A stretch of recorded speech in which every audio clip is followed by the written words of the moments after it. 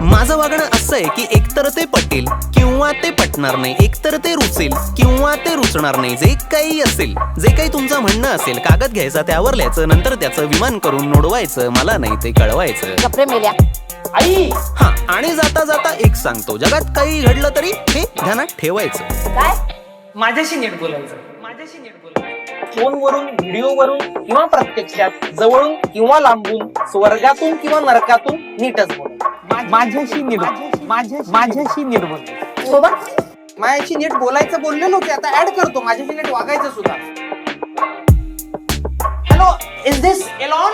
Elon? Elon? Elon? Elon?